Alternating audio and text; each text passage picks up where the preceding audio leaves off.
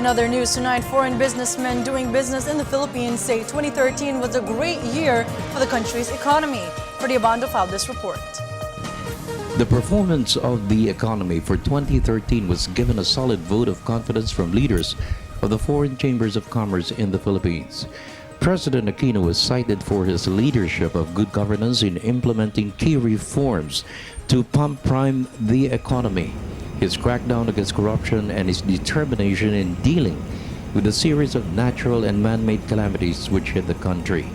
The result, 3 credit ratings upgrade to investment level. The International Finance Corporation ranked the Philippines as more investment-friendly with a 30 places upgrade for the ease in doing business. The competitiveness ranking of the country in the World Economic Forum continued to improve. 2013 has been an excellent year for the Philippine economy and proves the results of reforms that are started sometime before will eventually show results. The economic growth, as you well know, will end, I'm convinced, as the highest in Southeast Asia and one of the highest in the Asian region. That takes hard work, and more hard work in the future, I'm convinced, will produce equally good results. Very excited. We always have what we call the American Chamber, the Chamber of Commerce point of view of things. So most times it's a little bit rosier than some of the others. So, but for my first year on the job, it was amazing what we've seen. The robust economy. When you're rolling along at 7%, 7.5%. We've seen our from the American Chamber activities. We've had over 300 events, chamber meetings this year. Over 300.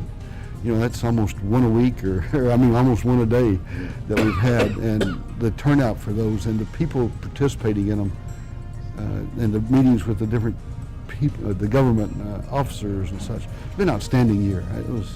Again, I've said I'm the luckiest guy in the world to be taking over the American Chamber at the time of such a robust economy.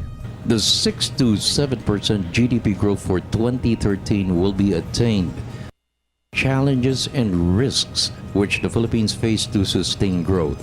One major challenge is to attract more foreign direct investment, especially in manufacturing. The Philippines is an ideal location for companies moving out of China in search of better returns for their investments. This past year has seen more and more investment missions, record numbers of visiting missions from many countries, including the United States, to come and learn more about opportunities here. Costs are rising in China, particularly labor costs. And as those rise, those companies, those industries that operate on very, very thin margins of profit are unable to remain in China. So they are leaving China and they're going to places where labor costs or other business costs are lower. We're seeing some of that coming here. Particularly Japanese and some Korean investors. From the investors and the businessmen are very optimistic simply because they like the Aquino administration. They like the good governance that's going on.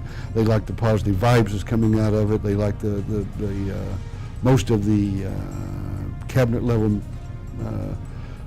members of the cabinet or such are, those type, they exude confidence. And our membership picks up on that. Our foreign investors and the people who are interested in it, they pick up on that. So I think, if I had to pick one item that said the reason for the most interest is simply good governance of the current administration. A major risk is climate change given the possible impact of natural calamities. From 2009 to 2013, the country was battered by a number of the worst typhoons, to include Yolanda, which hit the Visayan region. Under the Aquino administration, climate change adaptation is a top priority to ensure lives are saved and properties preserved from destruction. For the People's Television Network, this is Freddie Abando reporting.